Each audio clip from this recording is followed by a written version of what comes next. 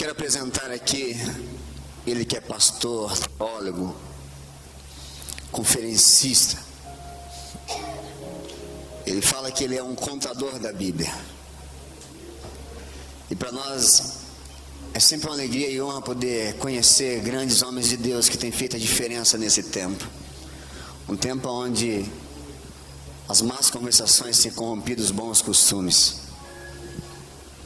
E quando o pastor Rinaldi falou do pastor Lincoln e apresentou, nós ficamos felizes por saber que teremos aqui na nossa convenção pastores e homens que pregam a palavra. Eu quero que você receba com a melhor salva de palmas o pastor Lincoln Marcos, em nome de Jesus.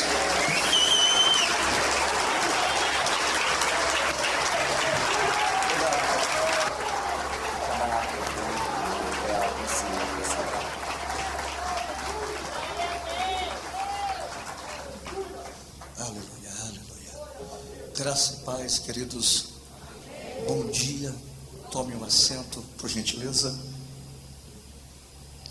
Eu sou grato ao Senhor Deus por me proporcionar estar aqui com vocês essa manhã, para junto podemos enaltecer, glorificar e magnificar o nome do Senhor Deus, por tudo aquilo que o Senhor, nosso Deus, Ele é. Ele é o começo, meio e fim, o caminho, a verdade e a vida. Por isso tributamos louvores a Ele, porque Ele é único. Antes de começar a ministrar, agradecer aqui ao pastor Rinaldi. Obrigado pelo convite, pela receptividade, a família global. Deus abençoe vocês, pastor Fabinho, Eliezer, obrigado. Que manhã abençoada. Quantos já foram agraciados essa manhã? Quantos já choraram? Quantos sentiram já a presença de Deus? Queridos, abra comigo a sua Bíblia. Eu pedi uma mensagem essa manhã e Deus me deu uma mensagem no livro de Neemias. Estamos vivendo quase pós-pandemia e nada melhor do que reconstruirmos. É um tempo de restauração, é um tempo de restituição.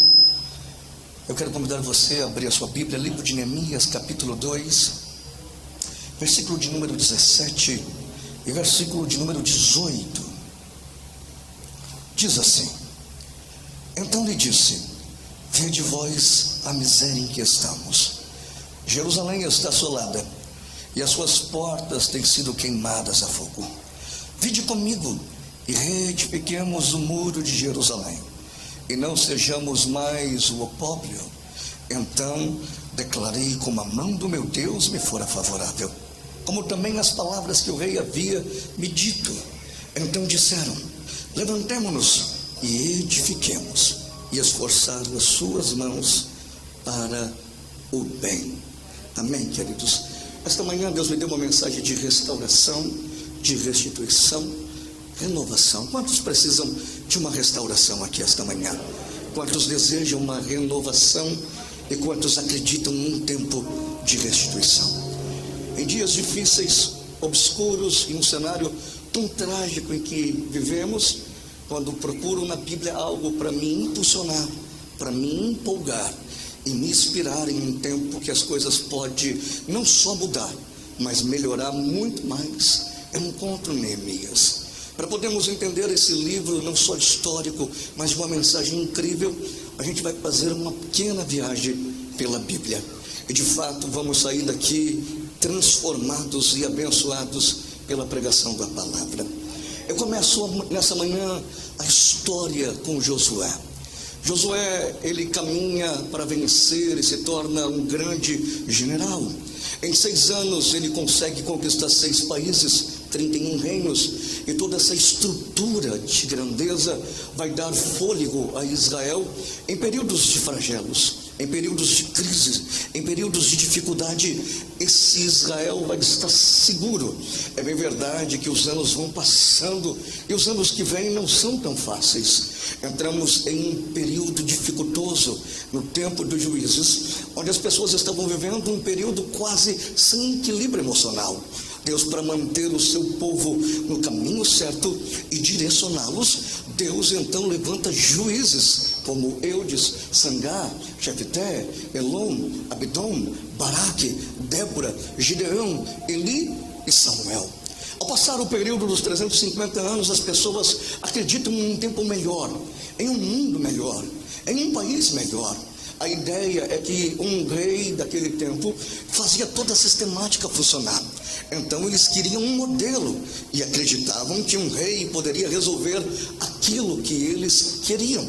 É bem verdade que Deus então permite o primeiro rei da história de Israel. Esse rei era novo e de uma inteligência fora do comum.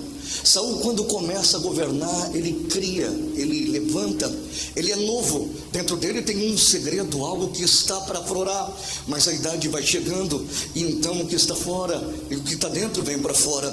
Ele é arrogante, ele é mentiroso, ele é prepotente, ele pensa que é mais que as pessoas e mais do que o próprio Deus, ao ponto de abrir as portas para que mulheres estrangeiras viessem com seus deuses. E agora, nessa mesclagem com os homens de Israel, eles esquecem o Deus de Abraão, Isaque e Jacó. Detalhe, nesse período eles têm dinheiro, mas já não tem mais a presença de Deus. O dinheiro ele pode comprar tudo, mas nunca vai preencher o vazio que a presença de Deus preenche. É possível, amado, ser milionário sem Jesus e ser triste. E é possível ser a pessoa mais paupérria tendo Jesus sendo a pessoa mais feliz de todo o tempo. A história então diz que os próximos 20 anos são anos de uma depressão profunda, um povo amargurado. Então Deus vai intervir na história, e Deus vai levantar um menino, vai capacitá-lo, vai ensiná-lo, vai forjá-lo, e esse menino é Davi. Davi então vai passar por situações, mas Deus vai ensiná-lo no limite, porque quanto mais duro é o processo, melhor é o amadurecimento em Deus. A história então diz que ele vai enfrentar circunstâncias que talvez você se lembre. Ele enfrenta um urso, um leão e o gigante. Quem lembra? Você lembra? O urso era pequenininho, ele só tinha 1 metro sentado, 2 metros de pé, e pesava no mínimo uns 300 quilos. As patas fortes e as unhas grandes poderia deslacerar qualquer presa facilmente. Davi vai enfrentar um ser que usa a brutalidade.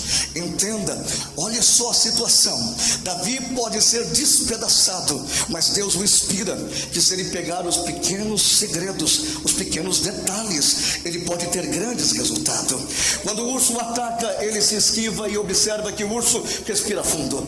Davi então pega o pequeno detalhe, o pequeno segredo, e tem êxito, porque ao se esquivar algumas vezes, mata o urso tranquilamente. Fique atento aos pequenos detalhes, as pequenas ideias, os pequenos empreendimentos pode se tornar grande sucesso na mão daqueles que pegam os detalhes. Mas quem está treinando ele é Deus, e Deus vai levá-lo ao limite. Então Deus coloca um leão.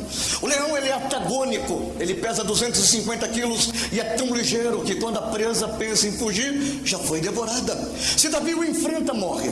E se Davi então corre, morre também. E aí? Então Deus vai inspirá-lo. Davi está no território do leão, 99% de chance para que o leão vença esse duelo. Davi só tem 1%, mas a inspiração de Deus é essa: Davi, 1%, eu estando com você é símbolo de vitória em qualquer área da sua vida. Me permita essa inspiração esta manhã. Talvez a situação do seu adversário pode ser muito maior do que você pensa, mas se você tiver somente 1% e Deus estiver com você aqui esta manhã, fique tranquilo, é símbolo de vitória. Um menino que está sendo capacitado, um menino que está sendo forjado, aparece numa história épica que é conhecida em todos os lugares. Um menino então agora aparece enfrentando o gigante. Lembra o gigante que assola Israel, fala palavras torpes, e homens não vão contra ele. Mas quem iria contra o grande gladiador Golias, um homem que segundo o mundo bíblico tem 2,80 metros de altura, a couraça de 70 quilos, a espada espada de 20 quilos, a lança de 15 quilos e meio, a ponta da lança do gigante pesava 7 quilos e meio, o escudo de 30 quilos, as caneleiras de 25 quilos cada uma. Além de ser grande e másculo, usava uma armadura indestrutível para a época. Davi é uma teologia própria minha. Acredito que tentou cansá-lo, como fez com o urso, mas o gigante não cansa. Por quê? Porque está acostumado a lutar dias no sol escandescente, enfrentar adversários. Davi de alguma maneira tenta, até que ele descobre que tem pelejas e batalhas que não compete a gente lutar. A gente pode ter um bom intelecto, a gente pode ter um braço forte, mas tem algumas pelejas que só o Senhor dos Exércitos para entrar e para poder vencer.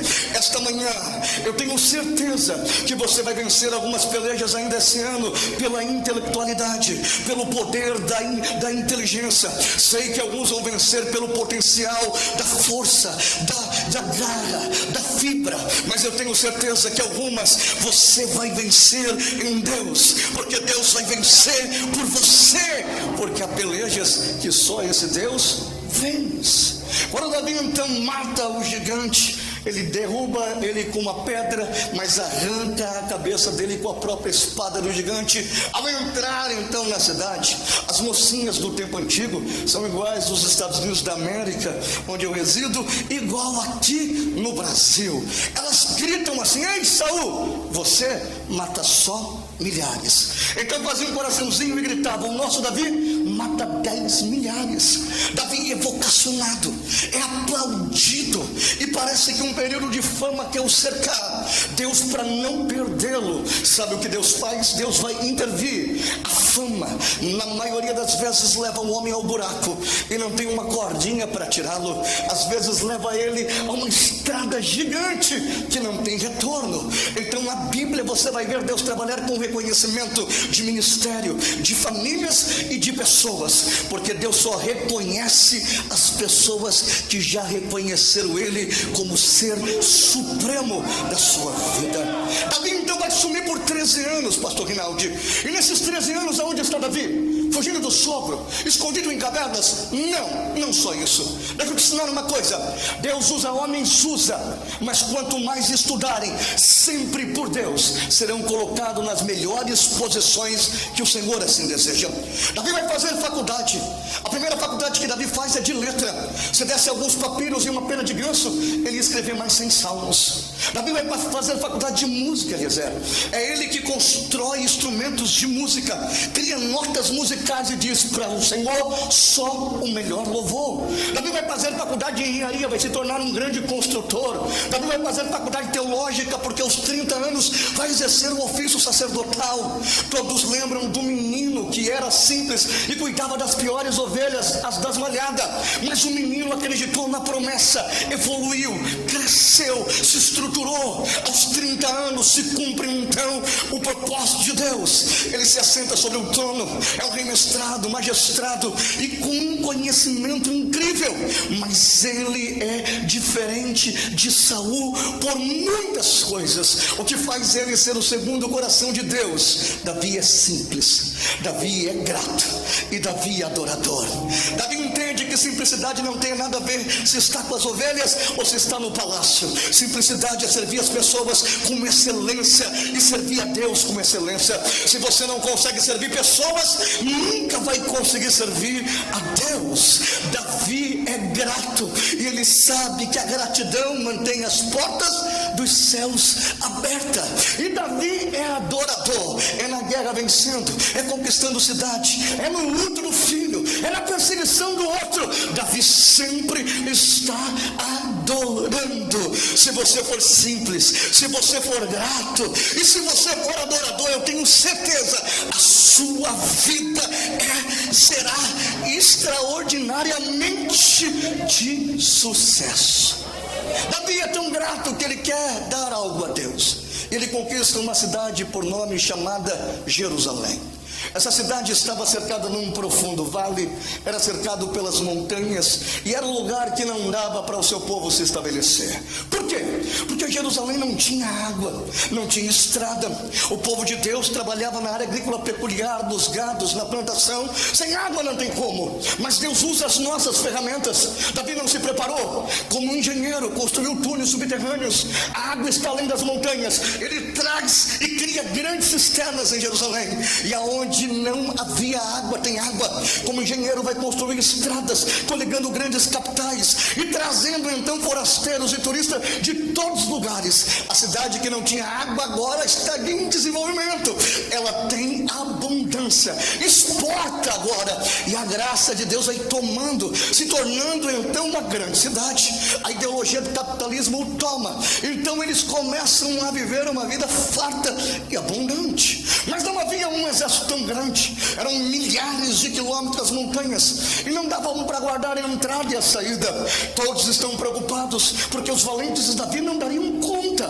Mas então Deus o inspira, e ele entende que quem guarda Jerusalém não dorme, que a espada do guarda está apontada sobre Jerusalém. Então todos vão dormir e todos vão acordar, porque o guarda não tosqueneja. O tempo vai passando, Deus dá um projeto a Davi, mas o poeta, o príncipe é sanguíneo, entra em guerra com homens como os de Ziklag, mata inocente, e na construção do templo, Deus não o permite. Mas a promessa vai além de Davi, vai para outras gerações. O seu filho entra na história e então constrói um grande templo. O grande templo não tem quase nada a ver com o que fizeram aqui em São Paulo. Não era tão grande, ele tinha 9 metros de comprimento, 9 metros de largura, 9 metros de altura. Detalhe, todo em ouro, madeira maciça, pedra preciosa e prata de primeira linha. Uma obra tão exuberante que quando viram a arrecadação do PIB, colocaram: a obra não pode ser feita, ela é muito maior do que a arrecadação. Mas quando a obra é de Deus, Deus não importa se custa $1 milhão, $1 milhão, Deus é provedor. E no meio de uma crise, de um cenário caótico, de pessoas desalosadas, de uma perspectiva porque não tinha de onde construir, Deus vai fazer inimigo virar amigo. Deus vai pegar países que não têm diplomacia e vai fazer esses países ter diplomacia. Pega o Egito, pega o Líbano e faz esses países fazer o quê? Mandar uma oferta. Jerusalém não tinha portos, então o seu capitão entra na cidade assustado, gritando: olha, eu não sei o que está acontecendo, mas tem uma fila de navios, eles estão atracando, eu não sei quem está mandando. Dentro deles tem ouro, tem prata, madeira maciça e pedras preciosas. No pior período da economia de Jerusalém, Deus é o maior provedor da sua história. Eu tenho uma palavra de Deus essa manhã para você. Posso profetizar? Eu entendo, o Brasil nessa pandemia está sofrendo, países de primeiro mundo sofreram. Imagine esse país grande e que vive uma desigualdade extrema. Eu entendo que o governo de todas as formas tentou socorrer as classes mais simples e mais pobres, mas o Brasil é tão grande que mesmo assim não teve muitos resultados. Eu entendo que a nossa moeda quase não tem mais valor, que a libra esterlina dispara, o dólar, o euro, as importações, a importação, às vezes o Brasil fora já não tem tanta credibilidade. Mas a palavra que Deus me traz essa manhã é essa: eu não dependo do governo da atualidade, não dependo da alta do dólar, não dependo do euro, não dependo de governo, eu não dependo de ninguém. Eu sou provedor, e quando já não há mais o que se fazer, quando chegamos ao limite, as portas não se abrem, eu sou o Deus que abre as portas e traz algo novo sobre a vida de vocês. Esta manhã vem provisão de Deus para esta casa, esta manhã vem provisão de Deus sobre o seu ministério. As portas não vão se fechar, Deus é provedor. Vem recurso do Senhor para esta igreja. 7 anos o templo está pronto. Falta muito tempo para contar a sua história da sua construção. Deus só pediu fidelidade. Os 40 anos que se seguem então no reinado de Salomão ao término não são tão bem. Seus filhos vão brigar, e a ética religiosa e as crises que viriam pela frente separaria ideias e pensamentos, e aquilo que andava junto está separado. Depois então das divisões vem então um grande conflito. Deus vai permitir dias difíceis. A história então vai se contar que agora, depois que Jerusalém está ainda vivendo um período bom, o rei da Babilônia viaja 1.100 quilômetros, entra pelas portas reais, toma o rei, coloca um príncipe babilônico e leva as pessoas mais importantes. As pessoas mais importantes que estão ali, amado, se assustam chegar na Babilônia. Por quê? Jerusalém era uma cidade pós-moderna? Era, mas só tinha 12 portas de madeira simples, porque quem guardava a cidade era Deus. A Babilônia tinha 100 portas, todas de bronze, 250 torres de vigia, e a largura dos seus muros eram mais de 30 metros. Ninguém entrava e ninguém saía, mas se clamar por Deus, Deus não tem medo de prisão, Deus não tem medo de cidade fortificada, Deus não tem medo de vale profundo ou de deserto escaldante. Deus entra em qualquer lugar para socorrer os seus filhos. A história então vem pela frente, e eles vão viver o que Jeremias disse, os 70 anos da angústia, chamada de agora. Quando os 70 anos vão se terminar, Deus então traz algo a eles. Deus quer a adoração. A adoração é algo que Deus não abre mão. Mas a adoração, Eliezer, não tem nada a ver com dicção vocal. É muito fácil ter um talento, empolgar plateias e fazer pessoas chorarem, e Deus nem ouvir o que a pessoa está cantando.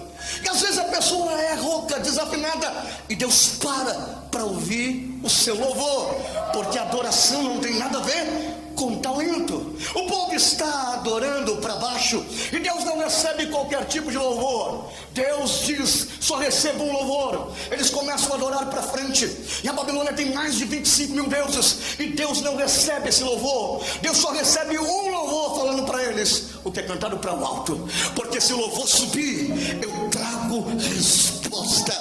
Deus é simplesmente adora a adoração e não abre mão, amado.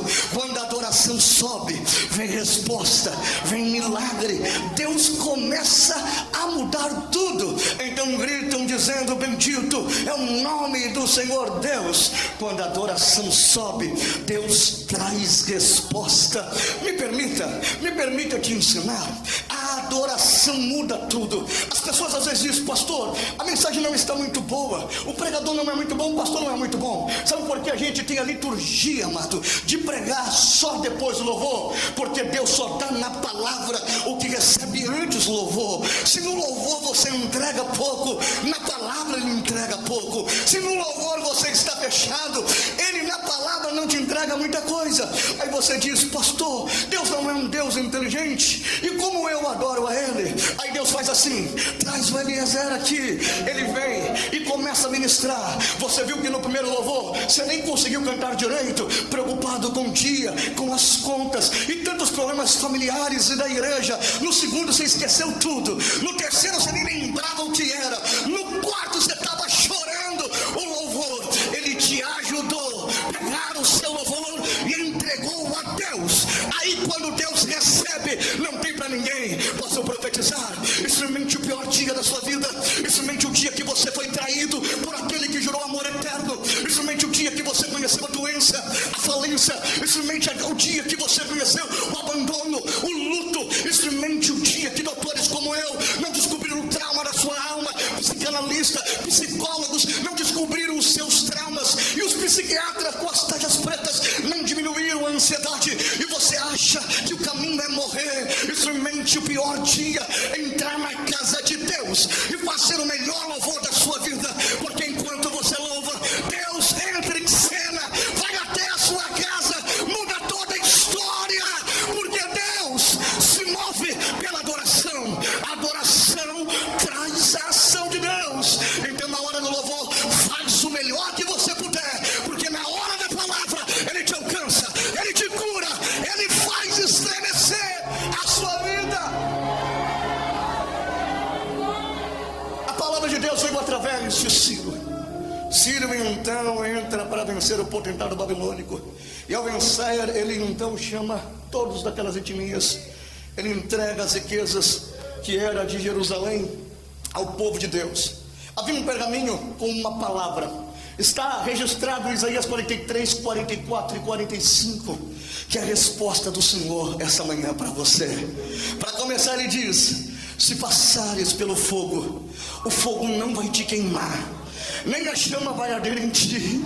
Se passares pelos rios, não vão submerger, nem as águas vão te afogar, porque vós sois as minhas testemunhas, e antes que houvesse dia eu sou. Não há ninguém que possa escapar das minhas mãos. Operando eu, quem vai poder impedir? Eu sou Deus que apaga o teu passado, escreve um novo presente. As coisas velhas ficaram para trás e tudo se fez novo. Eu abro um novo caminho para você e faço algo novo. Assim diz o Senhor dos Exércitos. Isaías 44 mostra a sua grandeza. Os seus pés são a estrutura do universo. Se a terra em sua beleza faz toda essa giratória perfeita, com o sol e a lua e tudo que está em volta, é porque os seus pés são a estrutura do universo. Ele diz que as suas mãos seguram todos os oceanos. Esse Deus, ele é tão poderoso que ele abate o soberbo, pega os pequenininhos e coloca entre os príncipes. Ele mata e ele dá vida. Ele é o único Deus e é o nosso Deus. A salvação então alcança Ciro. E o capítulo 45 é especial, porque está escrito exatamente assim: Ciro, eu te chamo pelo teu nome, para bater diante de ti as portas, e para abrir diante de ti. Eu irei diante de você, Ciro, endireitarei os caminhos tortuosos, quebrarei as portas de bronze, despedaçarei os ferrolhos de ferro, dar-te-ei os tesouros escondidos e as riquezas encobertas, para tu saber que eu sou o Senhor. Sabe o que ele estava dizendo? Presta a mão, amigo. Eu sou o Senhor, eu te tomo pela mão direita, você não retrocede, você não vai voltar atrás. Eu estou te cingindo, espada não ultrapassa a coraça que eu coloquei. Eu estou abrindo as portas, onde tu entrares, eu entro contigo. Onde colocar o teu pé, eu coloco o meu. Nunca mais vai para uma guerra, porque eu vou diante de você, vou endireitar os caminhos tortos. E tem mais: esconderam as riquezas em Jerusalém e algumas cavernas, e ninguém sabe onde está. Eu sei aonde está, e eu vou revelar os tesouros escondidos, as riquezas encobertas, para tu saber que eu te chamo pelo teu nome. Posso profetizar essa manhã? Levante a mão direita, porque Deus te pega você pela mão direita. Feche a mão. Quem está te sustentando hoje é Deus. Você não vai retroceder, você não vai recuar, você não vai voltar atrás. Deus está te cingindo. Nem Covid, mutação de vírus, nem bala perdida e homem sanguinário pode impedir o que Deus tem na sua vida. Deus me trouxe essa manhã para te dizer: eu estou abrindo as portas para você. Onde você entrar, eu entro contigo. Onde colocar os teus pés e as tuas mãos, as portas permanecerão abertas. Está com medo do final do ano? Então fique tranquilo, porque nesses 2 meses eu vou diante de você, eu endireito o seu caminho tortuoso, eu quebro as portas de bronze, e tudo que você perdeu nessa pandemia, eu vou trazer de volta os tesouros, para que todos saibam que eu te chamei pelo teu nome. Se recebe, diga glória, diga aleluia, mas adore ele esta manhã. Aleluia.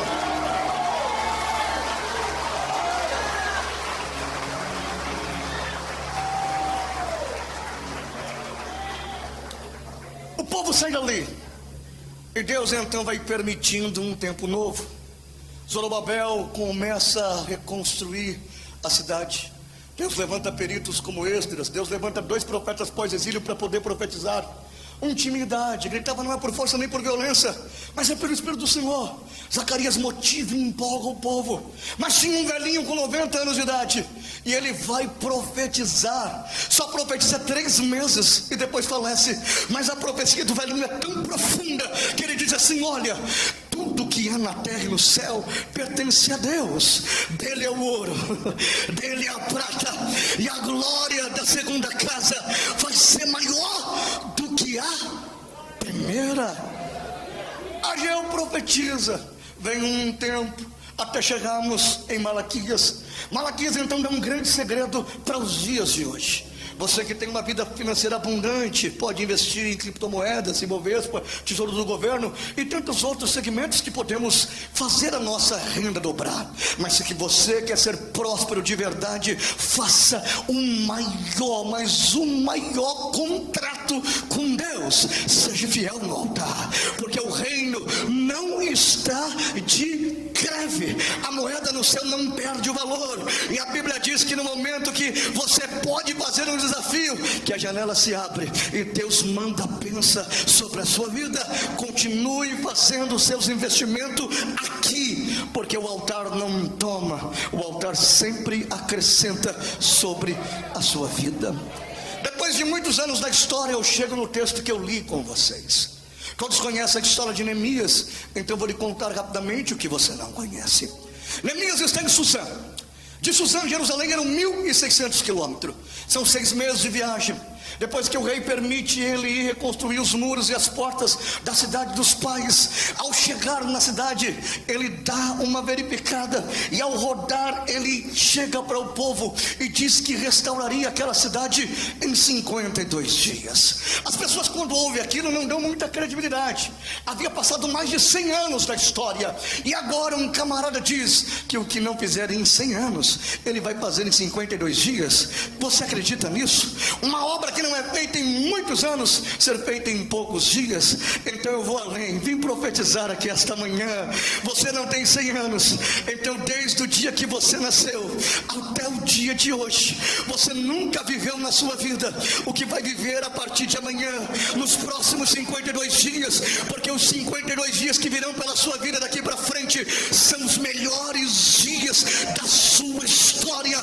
Você nunca viveu algo parecido, e Deus está te trazendo aqui esta manhã para te dizer que os próximos dias Ele entra na sua casa, Ele restaura a vida conjugal, Ele restaura a saúde, Ele busca os filhos, Ele restaura a empresa, Ele restaura o ministério, e tem mais. Os próximos 52 dias você vai viver algo extraordinário, porque Deus é Deus.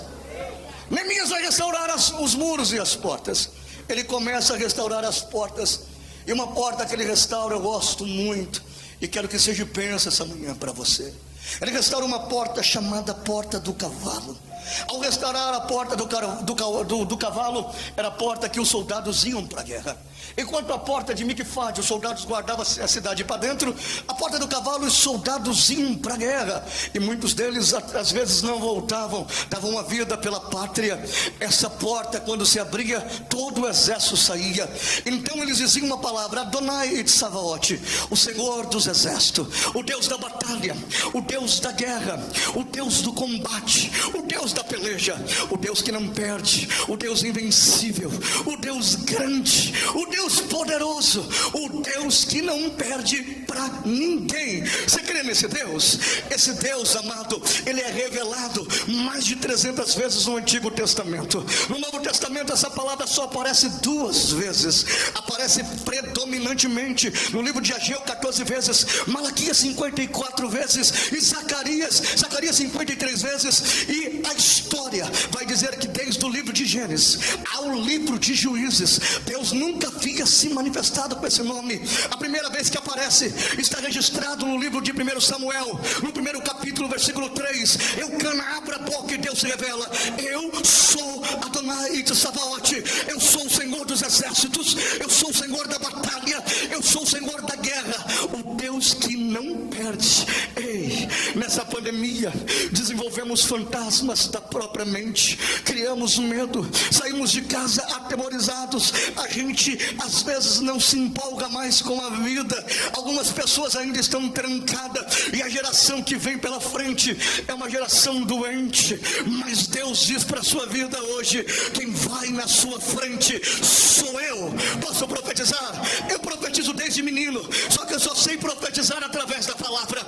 Êxodo 14:14, o Senhor pelejará por você, e você fica de boca fechada. 2 Crônicas 20:17, nesta peleja não tereis que pelejar, parai e vede o livramento que eu vos concedo esta manhã.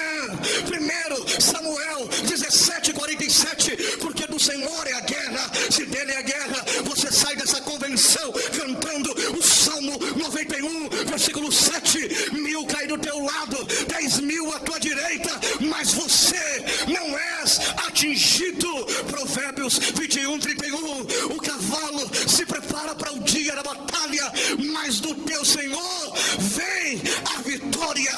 Isaías 54:17, toda ferramenta preparada contra a sua vida não prosperará. Assim diz o Deus do Salmo de número 46, eu sou o Senhor dos exércitos, eu quebro os arcos, eu quebro os carros, e eu sou o Senhor, e o Senhor dos exércitos. O que ele está dizendo? Eu sou maior que o rei, eu sou maior que os homens, ele é maior que o nosso presidente, ele é maior que os 11 ministros do Supremo, ele é maior que os nossos governadores, ele é maior que os nossos senadores, deputados, prefeitos e vereadores, ele é maior que a medicina, ele é maior que a tecnologia. Esse Deus não perde, esse Deus é invencível. Você, esta manhã, vai viver algo de Deus profundo, porque ele sai para poder ir na sua frente e direitar os seus caminhos e pelejar por você. Diga amém, diga glória a Deus.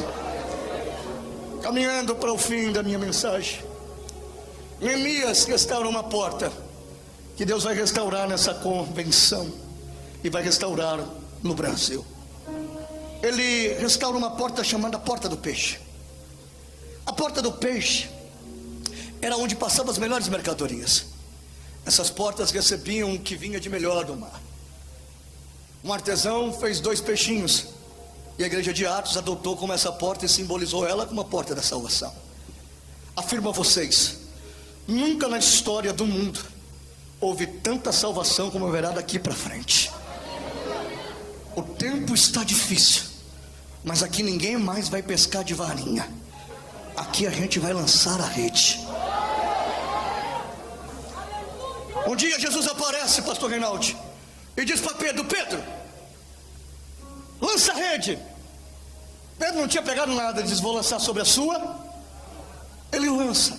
Acontece 2 milagres, a rede está cheia, ele vem puxando. Quando chega na beira da praia, ele começa a contar os peixes. Quantos peixes havia lá? 153 peixes. Pedro entrou em um êxtase profundo, uma alegria profunda. Parecia que algo extraordinário havia acontecido. Há uma história que diz que naquele exato momento Pedro voltou para a vida no pensamento quando era menino, e o pai ensinou ele a pescar. Ele estava no mar. Obrigado, querido.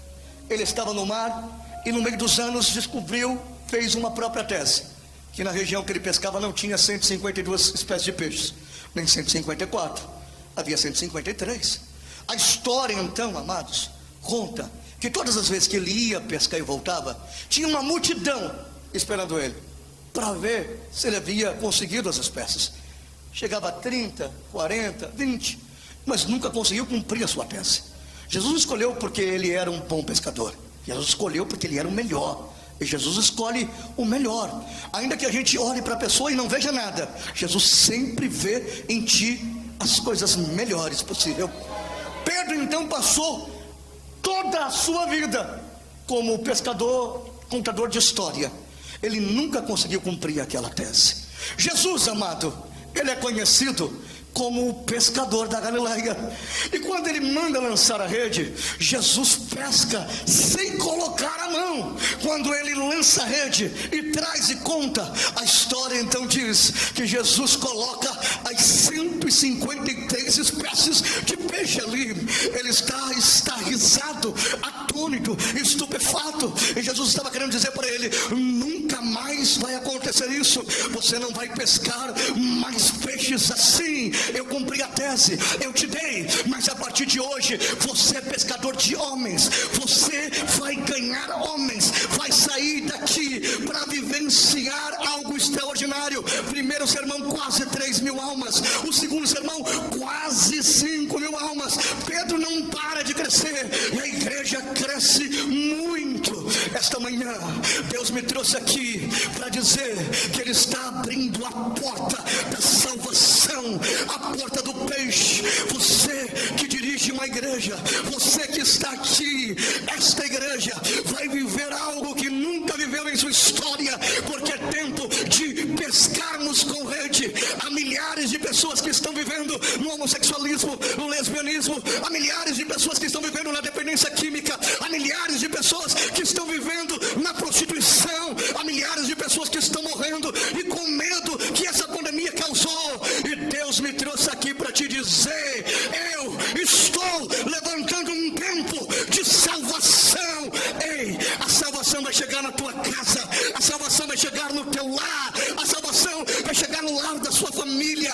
A salvação vem. Eu profetizo nesta igreja e na sua igreja pelo menos mais 153 famílias. Se cada família tiver 3 ou 4, eu profetizo que a sua igreja não terá espaço, não vai ter espaço para que as pessoas entrem de tamanha bênção. Ei, profetizo que você vai chegar ainda esse ano na sua casa, nessa igreja, e vai dizer o versículo mais poderoso que o cristão pode dizer a Deus: eu e a minha casa servimos ao Senhor Jesus, porque Ele começa a salvar.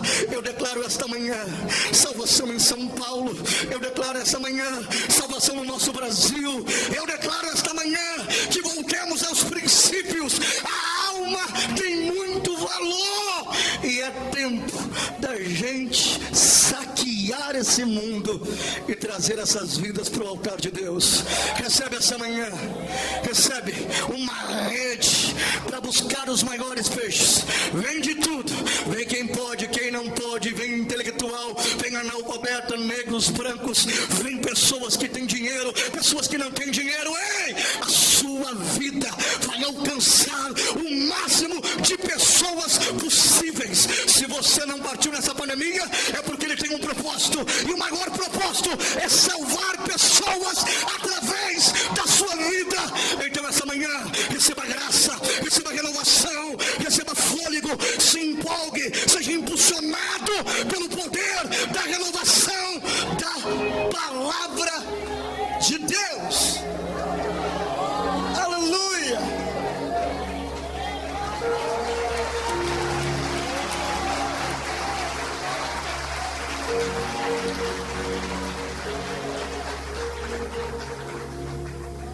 Esses dias agora, eu passei uma experiência com a minha filha, foi gigante. Eu tenho uma pequenininha, a Belle, quando eu vou para casa da minha mãe aqui em São Paulo, a gente entrava num conflito muito grande. Perto da casa da minha mãe, bem quase para entrar no bairro, tem um bar desses grandes, os abutres, e colocaram lá uma bruxa enorme, um caldeirão gigante, amados.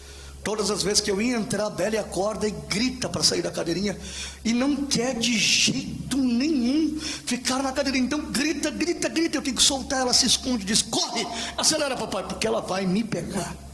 Pensa numa luta. Ela, quando está chegando na mãe, acorda. Esses dias eu fiquei bravo. Pai bravo cuida mais dos filhos, amado.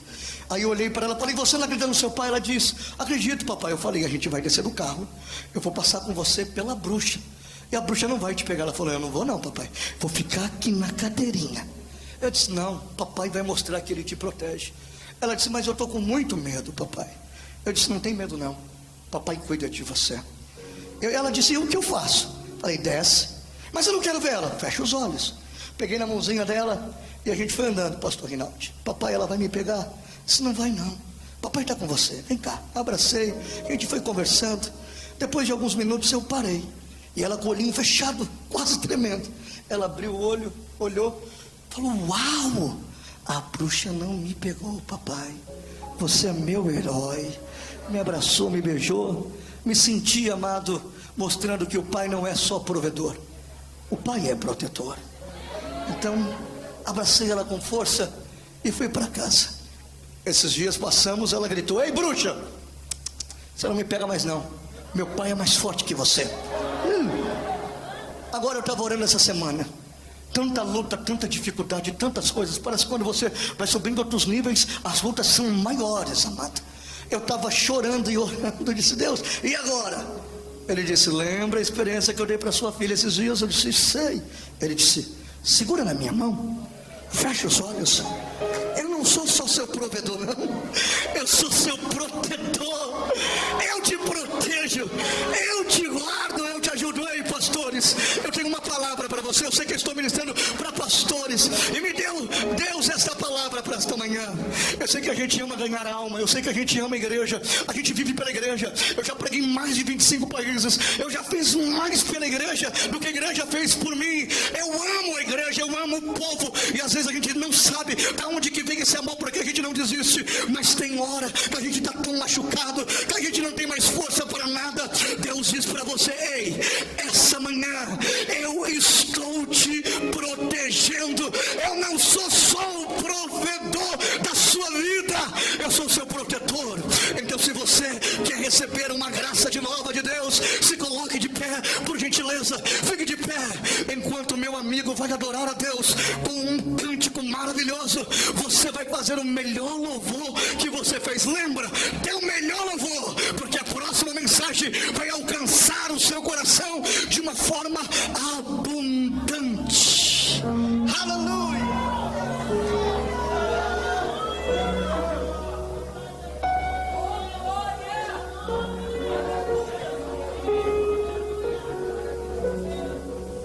Os olhos revelam que eu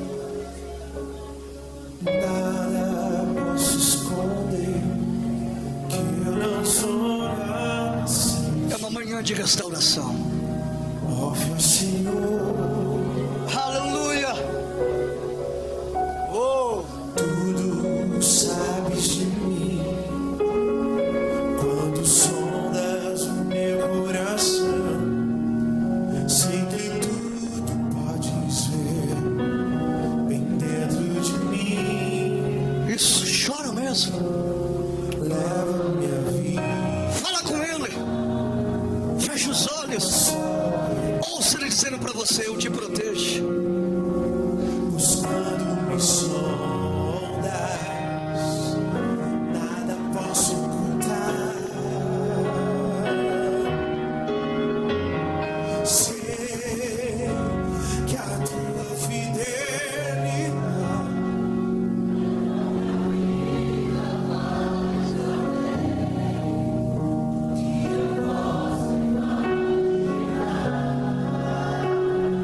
eu sei, Senhor, sei que eu não posso negar. Você quer batizar com o Espírito Santo? Ore em línguas essa manhã. Seja renovado. Receba força para continuar.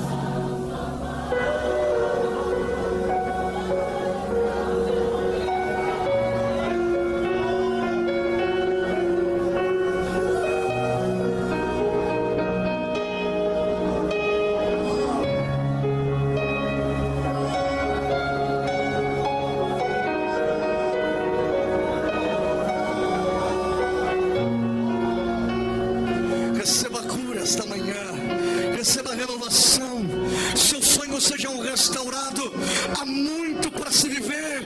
Tem um tempo novo de Deus. São Paulo vai viver os melhores anos da sua história, porque o Senhor é o Deus desta capital. E eu tenho certeza que o reino, a igreja vai triunfar. Vamos vencer. Já vivemos piores momentos da história. Século 14 veio a peste negra, quase 300 milhões de pessoas morreram. Século 19 veio então a peste espanhola, quase 50 milhões de pessoas morreram. Primeira Guerra Mundial, quase 30. Segunda, quase 40 para 50. Ei, a igreja não parou, a igreja triunfou, porque Jesus está conosco. Vamos vencer essa pandemia. Estamos vencendo esta pandemia. Dias melhores virão. A gente vai continuar dizendo que Ele é único, que Ele é o Filho de Deus e que Ele é o nosso Senhor.